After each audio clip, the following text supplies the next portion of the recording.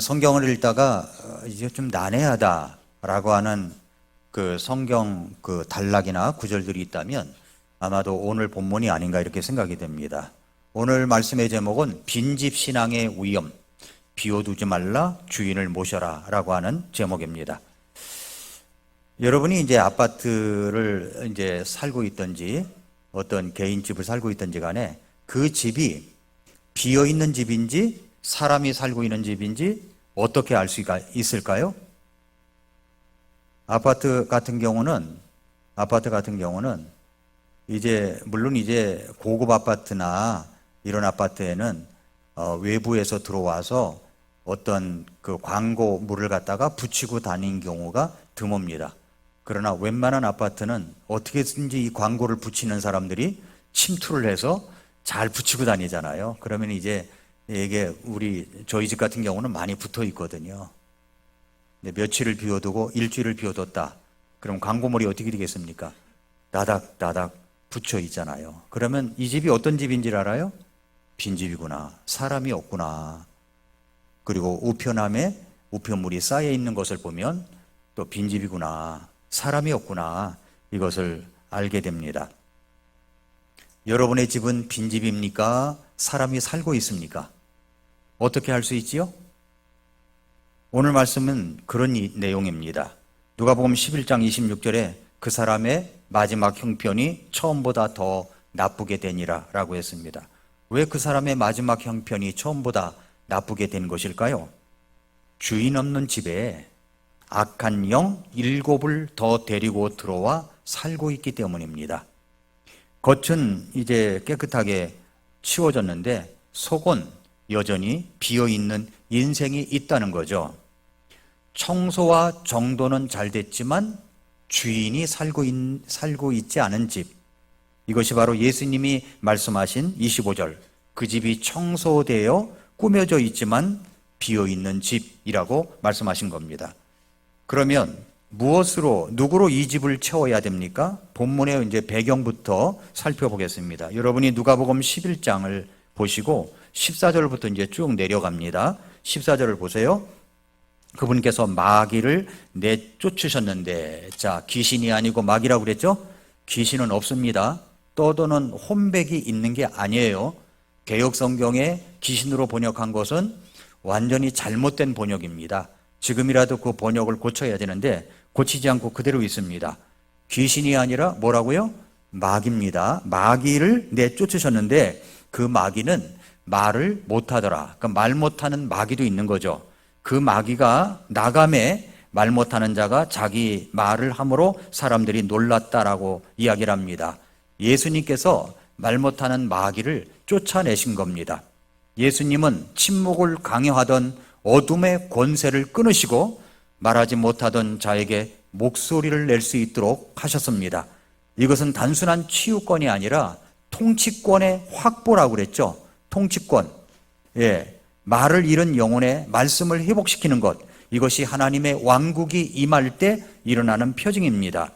15절, 16절은 이제 반응이죠. 사람들의 반응. 그들 가운데 어떤 사람들은 말하기를 그가 마귀들의 우두머리 바알세붑을 통해 마귀들을 내쫓는다. 이렇게 말하는가 하면 16절, 또 다른 사람들은 그분을 시험하여 하늘로부터 오는 표적을 그분께 구하였다라고 했습니다. 한쪽은 예수님이 마귀의 힘으로 마귀를 내쫓았다. 이렇게 말하는 사람이 있는가 하면 다른 쪽은 끝없는 요구, 더 큰 표적을 보여달라. 이렇게 요구를 합니다. 둘의 공통점은 뭐냐면 믿음이 없다는 거죠. 믿음의 부재입니다. 빛이 임해도 어둠은 해석을 비틀거나 계속 미루게 합니다. 이때 예수님은 이렇게 말씀하셨습니다. 17절부터 22절 17절 보니까 자기를 대적하여 분열된 왕국은 황폐하게 된다. 만일 사탄도 자기를 대적하여 분열되면 어떻게 그의 왕국이 서겠느냐. 다시 말해서 사탄이 내전을 일으키지 않는다는 거죠. 사탄은 내전을 일으키지 않는다. 사탄이 사탄을 몰아내는 내전을 벌인다? 그건 말이 안 된다는 겁니다. 예수님의 사역은 사탄 왕국을 무너뜨리는 외부적 주권, 하나님의 왕국이 개입됐다는 겁니다. 하나님의 왕국, 사탄의 왕국이 잡고 있었는데 하나님의 왕국이 이제 개입이 된 거죠. 예수님께서 말씀하셔서 이 마귀가 나가게 된 겁니다. 그래서 19절에 보니까 또 내가 바알세붑을 의지하여, 바알세붑, 마귀의 또 다른 명칭이라고 그랬죠. 바알세붑을 의지하여 마귀들을 내쫓는다면 너희 아들들은 누구를 의지하여 그들을 내쫓느냐. 너희가 인정하는 너희 아들들, 유대인들 가운데서도 이렇게 마귀들을 내쫓는 사람들이 있었던 것 같습니다. 그런데 그런 같은 일을 한다면 그 기준으로 너희 자신이 너희를 정죄하지 않겠느냐. 잘못된 잣대가 스스로 무너뜨림을 지적해 주셨습니다. 그러면서 20절에 그러나 내가 하나님의 손가락으로 마귀들을 내쫓는다면 분명히 하나님의 왕국이 이미 너희에게 왔느니라. 출애굽의 재앙을 일으킨 이 하나님의 손가락의 배경을 떠올리게 하는 표현입니다. 지금 새로운 출애굽, 어둠의 권세에서 건져내심이 진행 중이라는 선언인데 중요한 것은 이미 하나님의 왕국이 왔다. 여기서 하나님의 왕국이 실제로 침투하고 있다는 사실입니다.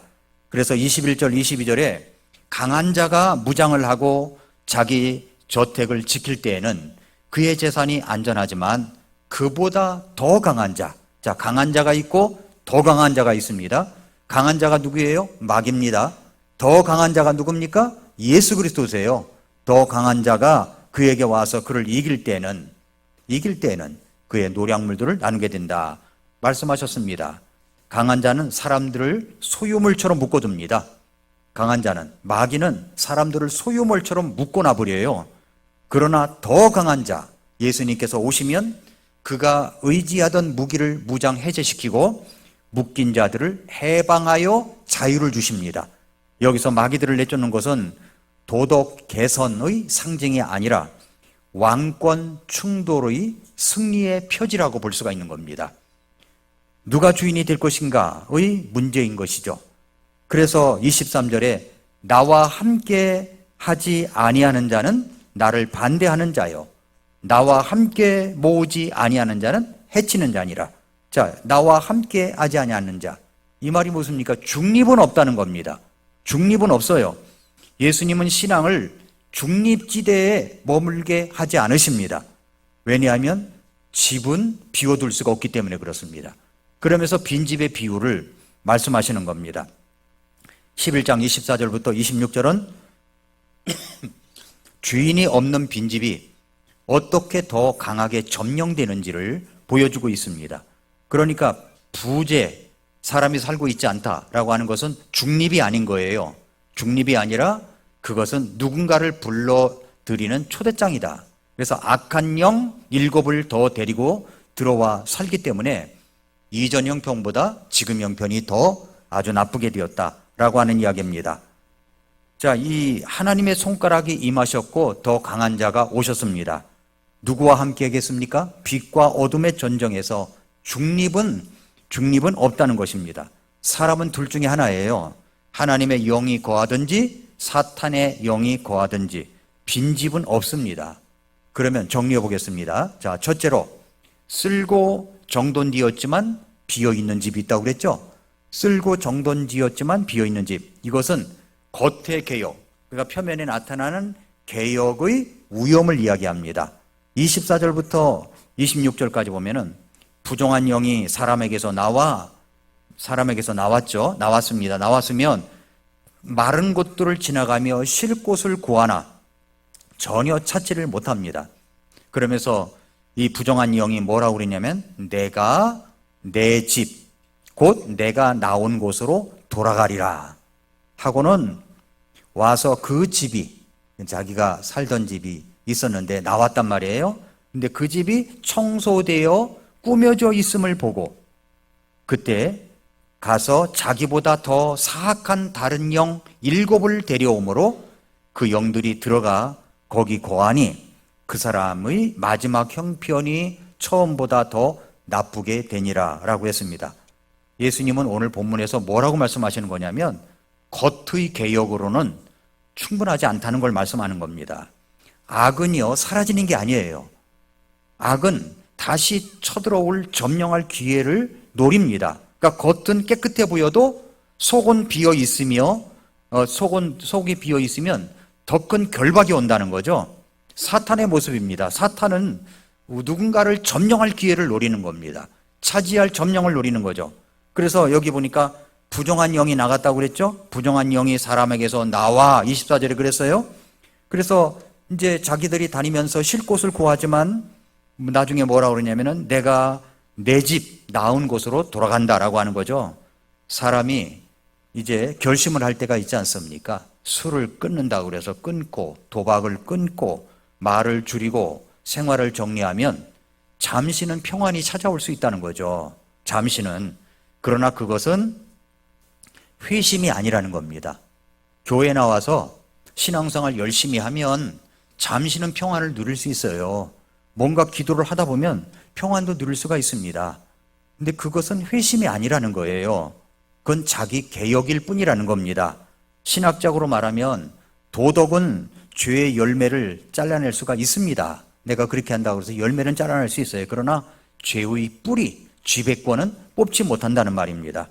평안의 근거가 내 결심인가, 내 열정인가, 행위인가, 아니면 그리스도의 주권인가를 물어봐야 됩니다. 내 마음에 예수님께서 들어오셔서 내 마음에 평안을 주시는 그 평안을 갖고 있는가? 아니면 더 열심히 생활하고 행위를 하고 뭔가 봉사를 하고 뭐 기도를 열심히 하고 그렇게 행위 속에 깃들어온 평안인가를 구분할 줄 알아야 된다는 겁니다. 내 변화의 근거는 결심입니까? 복음입니까? 내 평안의 이유가 자기 만족입니까? 그리스도의 주권입니까? 여기 악은 나간 자리보다도요, 비어있는 자리를 더 좋아합니다. 그래서 25절에 청소되고 꾸며졌으나 비어있다고 그랬습니다. 이거 빈집의 치명성이 있어요. 빈집. 와서 그 집이 청소되어 꾸며져 있음을 보고, 여기 집은 인격을 가리키는 겁니다. 집이라고 하는 인격. 청소와 단장은 외형적 개선이라고 볼 수가 있습니다. 그래서 비유해서 집은 인간의 내면 전체를 말하는 거예요. 예수님께서 그 집이 청소되고 꾸며졌다고 하신 것은 단순히 외형적인 집안 정리가 아니라 인간의 삶과 마음이 일시적으로 깨끗해진 상태를 비유하신 것입니다. 그러니까 죄의 흔적이나 행위가 정리된 것처럼 보이는 상황이 전개됐습니다. 여기 청소라는 말은 겉과 속의 불순물을 제거한다는 의미를 가질 수 있지만 여기서는 도덕적 정돈의 이미지를 쓰였어요. 그러니까 죄의 결과는 치웠어요. 그래서 죄의 주인은 그대로 있다는 것입니다. 겉의 개혁이라는 표현은 결과적으로 외형에만 머문 변화를 뜻하는 겁니다. 왜냐하면 그 청소는 성령의 내적 역사로 인한 변화가 아니라 인간의 결심과 노력으로 된 도덕적 정화일 뿐이기 때문입니다. 예를 들어서 술을 끊고 도박을 끊고 욕을 줄이고 성실해진 사람이 있다. 그러면 뭔가 외형상으로 뭔가 변화된 사람처럼 보입니다. 그러나 그 안에 여전히 자아와 죄성이 주인으로 남아있다면 그 변화는 내적 주인 교체가 된 것이 아니라 그냥 겉을 정돈한 것뿐이라는 말입니다. 그러니까 청소는 있었지만 주인은 바뀌지 않은 거예요. 주인은 겉의 개혁과 속의 변화가 있는데 예수님께서 바리새인들을 꾸짖으신 말씀과 연결이 됩니다. 여러분 39절을 한번 봐보세요. 11장 39절에 지금 너희 바리새인들은 잔과 대접의 겉은 깨끗하게 하지만 너희의 속은 탐욕과 사악함으로 가득하도다. 직접적으로 언급하셨죠? 예수님은 겉을 닦은 신앙, 형식적인 경건, 속이 변화된 신앙과 대조를 이루고 있습니다. 24절부터 26절에 청소된 집은 39절의 겉은 깨끗한 잔과 같은 상태라는 겁니다. 밖은 정돈이었지만 안은 여전히 비어 있습니다. 주인은 바뀌지 않았어요.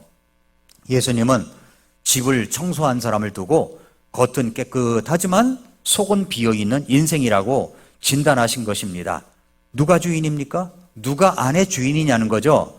집 안을 청소했다는 것은 외형적으로 변화가 있어 보이지만 성령의 주인으로 거하지 않은 한 그 변화는 겉에 머문 개혁일 뿐입니다. 예수님이 말씀하신 쓸고 정돈된 집은 바로 겉은 깨끗하지만 속은 비어있는 신앙의 상징입니다. 예수님은 집이 청소되고 꾸며졌다고 하셨지만 그것은 겉의 변화에 불과했습니다. 마음의 주인이 바뀌지 않았기 때문입니다. 주인이 없는 깨끗한 집은 겉으로는 평안해 보이지만 그 안은 언제든 마귀가 들어올 수 있는, 마귀가 돌아올 수 있는 빈자리로 남아있다라고 하는 걸 말씀하고 있는 겁니다. 여러분이 이제 이사한 새 집에 갔습니다. 페인트를 새로 칠하고 청소도 끝내고 도배 장판 다 다시 하고, 그런데 문을 안 잠궜으면 그 집은 누군가 들어갈 수 있다는 거예요. 그렇죠? 오랫동안 한 달, 두 달 비어 있으면 이건 빈집이구나 라고 생각한다는 겁니다. 빈집이라고 하는 우리나라에 영화가 하나 있었습니다. 그 영화는 빈집만 노리는 어떤 떠돌이 좀 신세를 지는 그런 어떤 청년이 하나 있었던 것 같아요. 그런데 이 집이 빈집인가 아닌가는 이렇게 스티커로다가 많이 붙여놓은 집은 빈집인 거예요. 어디 갔나 보다. 그 다음날도 와보고 그 다음날도 와보고 역시 치워져 있지 않으니까 이 집은 빈집이다. 어떻게든지 문을 따가지고 그 안에 들어가서 사는 겁니다.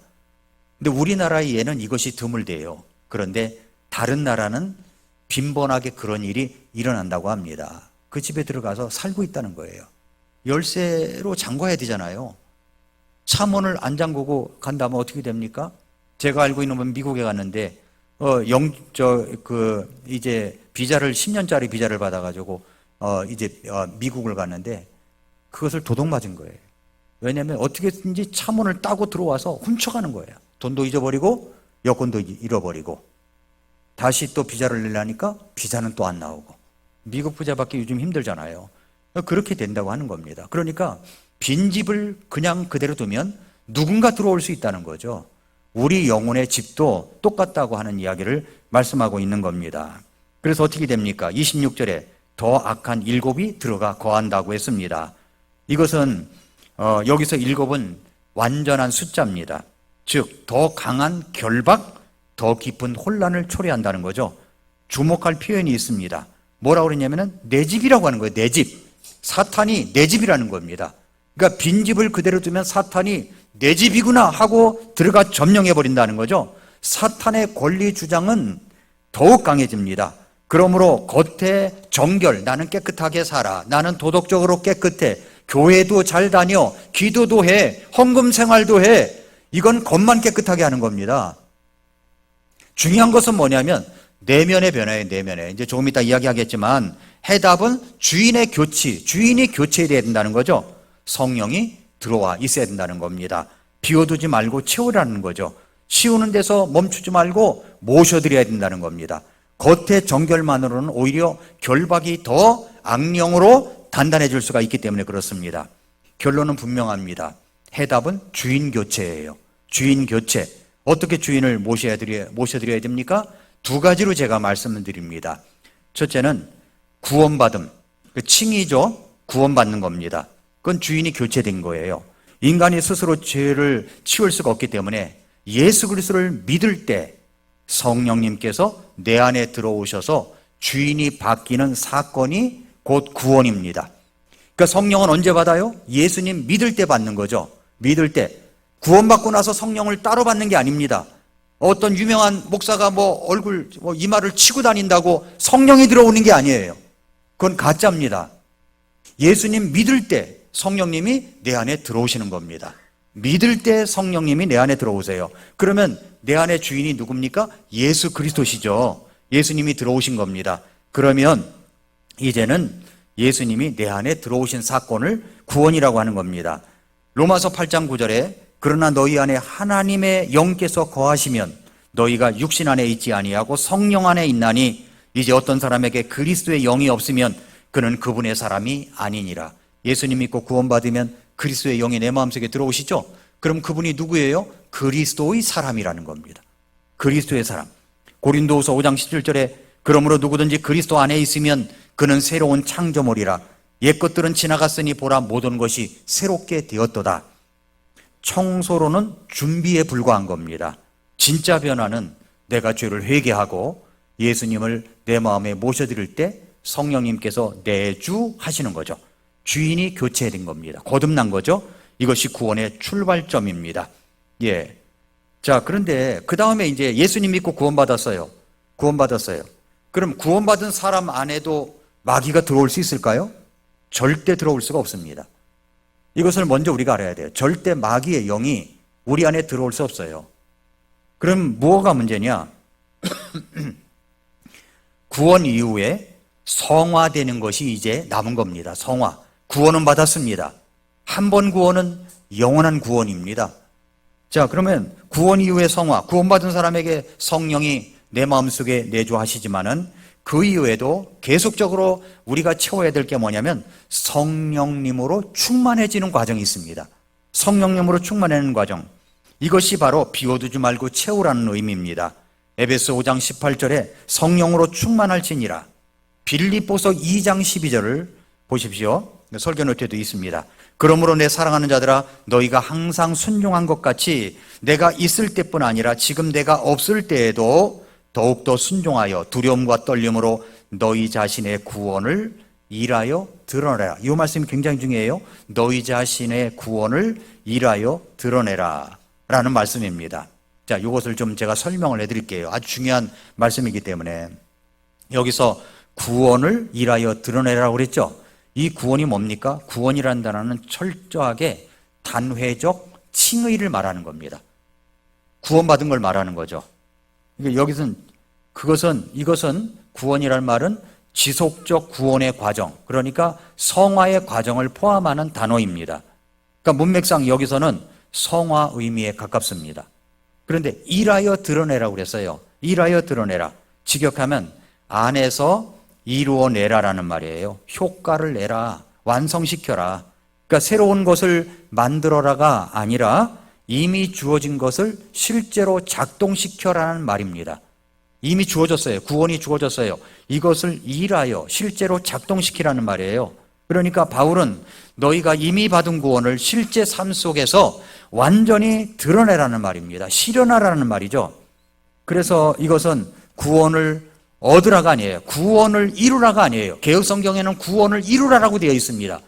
그러니까 구원을 이루라고 하니까 이 성경 구절을 근거로 해가지고 구원도 이룰 수가 있다라고 엉터리 설교를 하는 겁니다.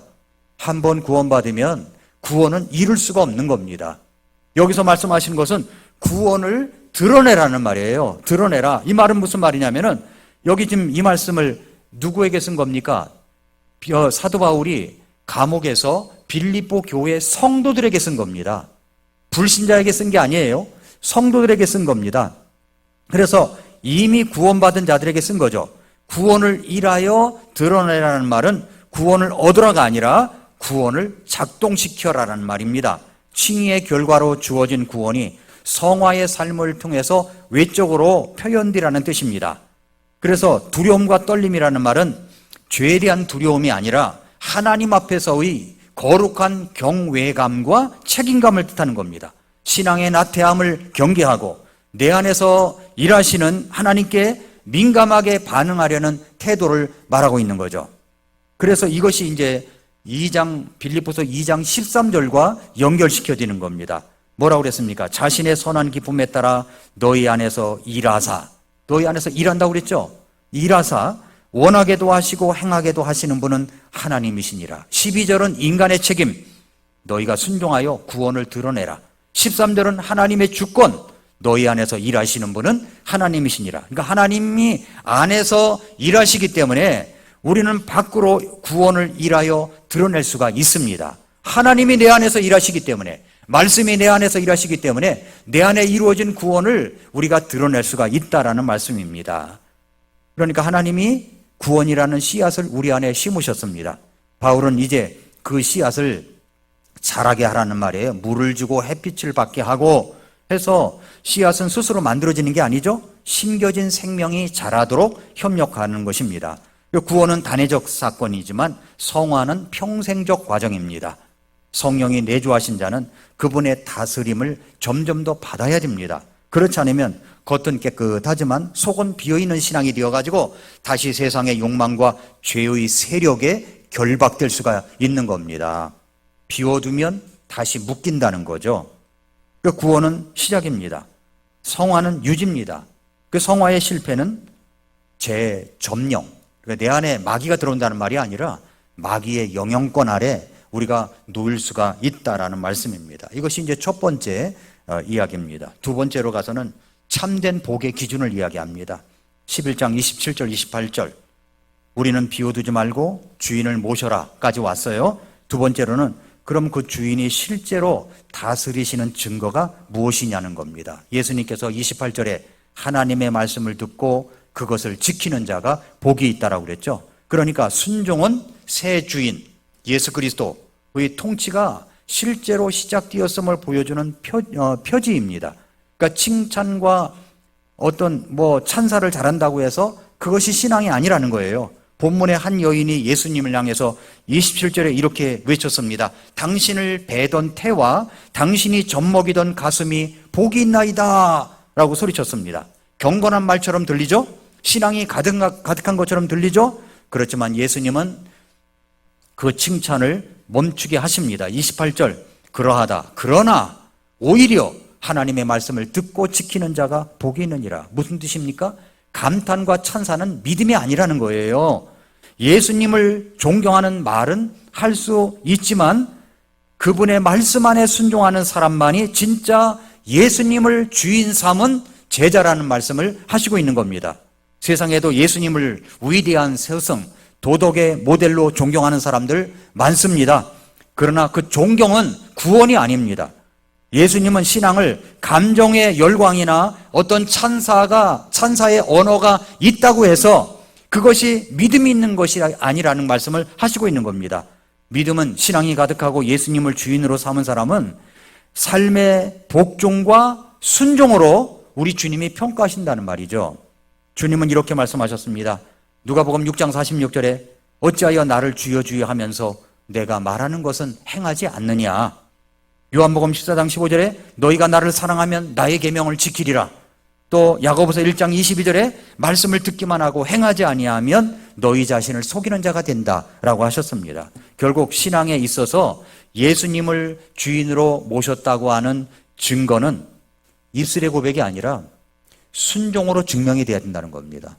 말씀으로 순종하는 것. 그렇다면 오늘 우리들의 신앙을 한번 살펴보세요. 감탄만 만발하는 사람입니까? 아니면 들은 말씀에 순종하고 복종하는 사람입니까? 나는 예수님을 존경만 하는 사람입니까? 아니면 예수님의 권위에 복종하는 사람입니까?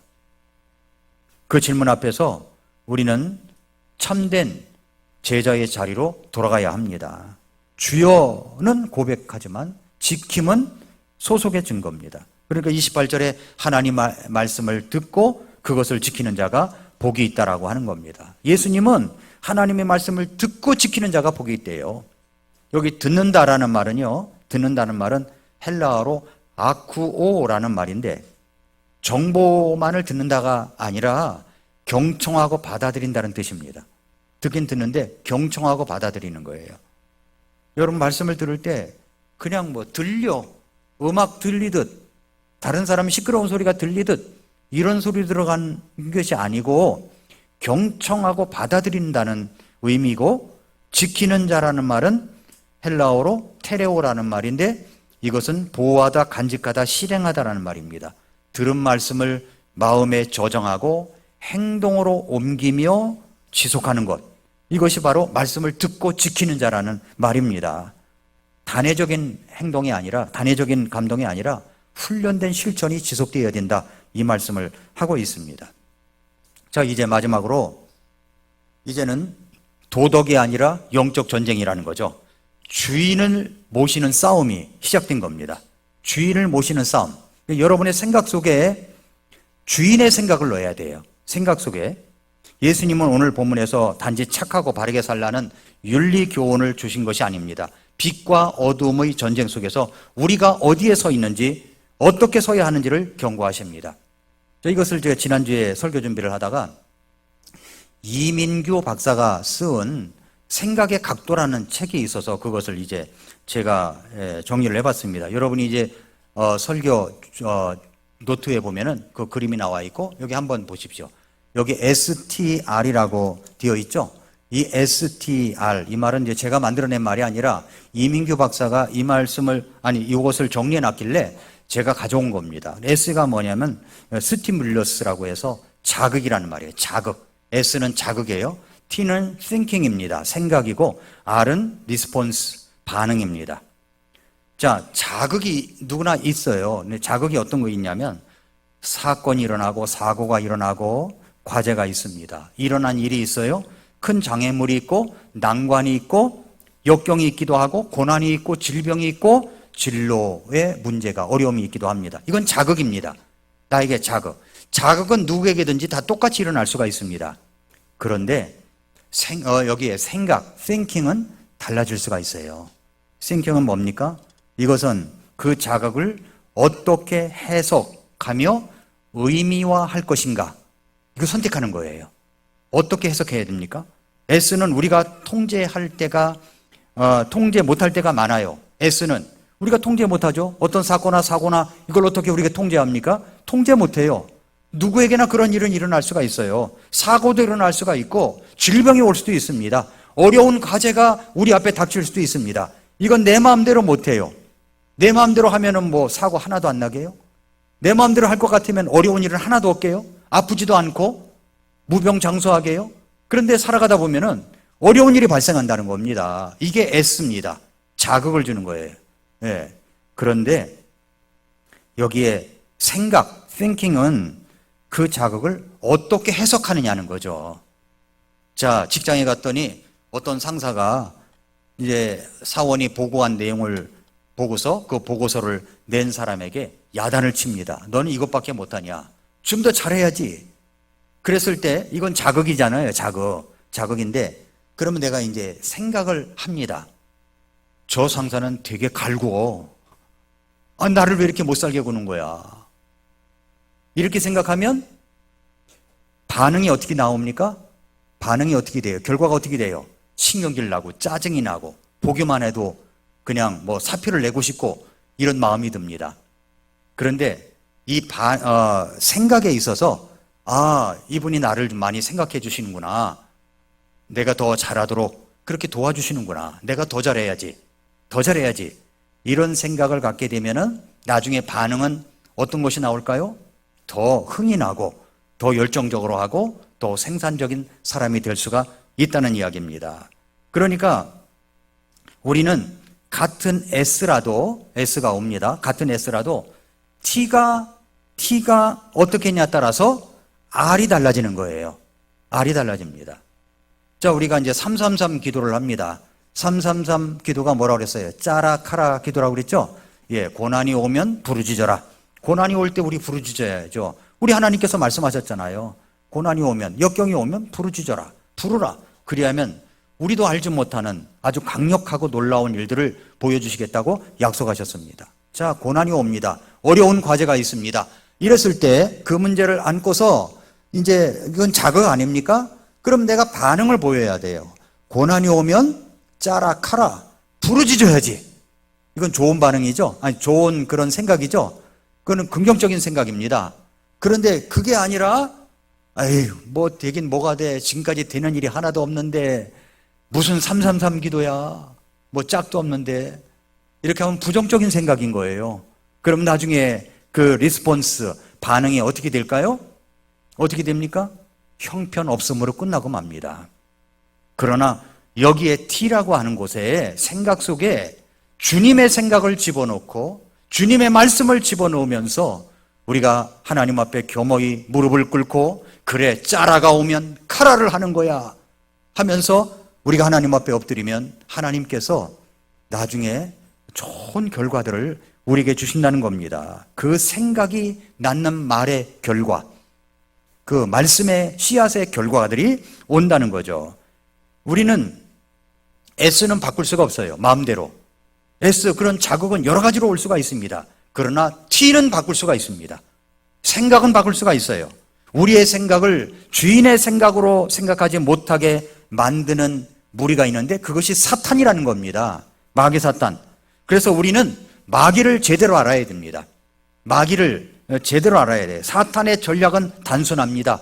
먼저 속입니다. 빛을 어둠처럼, 어둠을 빛처럼 보이게 만듭니다. 이거 사탄은 속이는 자예요. 뭐든지 속여요. 거짓말을 잘해요.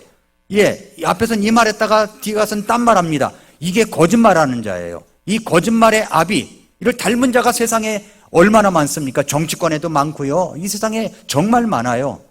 사탄은 속이는 자예요. 마찬가지로 우리에게도 사탄이 속일 수가 있습니다. 생각을 속이는 거예요, 생각을.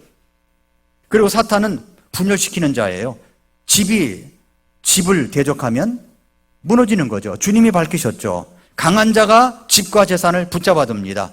그리고 이제 조금 더 보자, 나중에 보자, 결단을 미루게 해가지고 결국 빈집을 남기는 겁니다. 네가 결단할 때 아니야. 조금 더 두고 봐야 돼. 라고 하는 거죠. 그럼 빈집을 남기는 겁니다. 그러니까 우리가 잘 알지 못하는 것은 이것은 덫입니다. 사탄의 덫. 성경은 마귀 사탄, 이 사탄에 대해서 분명히 가르칩니다. 무장을 위한 지식이 필요하다는 거예요. 무장을 위한 지식. 그것이 뭡니까? 에베소서 6장 11절부터 18절에 나와 있는 하나님의 전신갑주로 무장을 하라고 말씀하십니다. 방어만이 능사가 아닙니다. 반격을 해야 돼요. 에베소서 6장 11절 12절에 너희가 마귀의 간계들을 대적하여 설 수 있도록 하나님의 전신갑주를 입으라. 하나님의 전신갑주를 입어야 됩니다. 우리는 살과 피와 맞붙어 싸우지 아니하고 권력들, 권능들, 이 세상 어둠의 치리자들, 높은 초수들에 있는 영적 사악함과 맞붙어 싸우느니라. 마귀 사탄이 지배한 권력들, 권능들, 이 세상의 어둠의 치리자들, 높은 초수들에 있는 이 마귀 사탄의 영역, 모든 영적 사악함과 우리는 맞붙어 싸우는 자입니다. 그래서 강한 자를 무장 해제시키는 더 강한 자이신 예수 그리스도의 깃발 아래 우리가 무장을 입고 서 있어야 된다고 말씀하고 있는 겁니다. 진리의 허리띠를 띠라, 의의 흉배를 붙이라, 평안의 복음의 신을 신어라, 믿음의 방패를 가져라, 구원의 투구를 가져라, 성령의 검, 곧 하나님의 말씀을 가지라, 그리고 모든 기도를 해라. 기도. 그래서 우리는 333 기도를 하는 겁니다. 모였다 하면 기도를 하는 거예요. 같이 기도를 하는 겁니다. 여러분이 어렵고 힘들고 있으면 한 가지씩 이야기하고 같이 기도하는 거죠. 길게 기도할 필요도 없어요. 1분만 같이 기도하세요. 1분만. 하나님 옆에 있는 누구누구 자매님, 형제님, 어려운 형편을 아십니다. 주님께서 도와주셔서 해결해 주세요. 1분 걸립니까? 1분도 안 걸려요. 그렇게 해서 우리가 333 기도 대용을 갖추는 거죠. 교회를 위해서 기도할 때도 하나님께서 우리가 스스로 한다면 도저히 할 수 없는 일들을 우리 주님께서 등 떠밀리면서 지금 진행시키고 계시는 겁니다. 그럼 어떻게 해야 됩니까? 우리는 모여서 기도해야죠. 하나님 앞에 주님께서 도와주시고 인도하시고 함께 해달라고 기도하는 겁니다. 그러니까 여기서 중요한 건 뭐냐면은 내 마음의 주인이 누구냐 하는 겁니다. 주인을 누구냐 하는 거죠. 자꾸만 예수님이 주인이고 왕좌에 앉으셔야 되는데, 주인의 자리에 앉아야 되는데, 예수님 내려오세요. 이 순간만큼은 제가 운전대를 잡겠습니다. 아니, 예수님 자꾸만 그 길로 가세요. 그 길이 아닌데 제가 운전하겠습니다. 예수님 뒤에 앉으세요. 자기가 운전대 잡고 가는 거야 아마. 예수님이 더 놀라운 능력이 있으신 분이십니까? 여러분이 더 그렇습니까? 예수님이 돌아가는 데는, 예수님이 운전대를 잡으시고 돌아가는 데는 나 같으면 직진으로 갈 텐데 예수님이 돌아가시는 것 같아. 이렇게 돌아서 가는 것 같아. 아, 예수님 왜 돌아가세요? 이렇게 왜 돌려서 가세요? 이렇게 빠른 길이 있는데. 이유가 있는 거예요. 그 앞에 사고가 났거든. 그러니까 사고가 없는 길을 가야지. 아니, 내비게이션도 그렇게 인도를 해주지 않습니까? 그러니까 예수님을 주인으로 모셔야 되는 거죠. 어떻게 사시고 계세요? 여러분이 주인 행세를 하고 계시는 겁니까? 아니면 예수님께 주인 운전대를 맡기고 있습니까? 이것이 오늘 말씀의 핵심입니다. 주님께서는 S는 어떤 것이든 일어날 수가 있다. T를 바꾸라는 거예요. T. 주인의 생각을 우리 생각 속에 집어넣고 주인의 말씀을 내 생각 속에 집어넣는 겁니다. 그럴 때 결과는 달라집니다. 그렇게 하시겠습니까? 기도하겠습니다.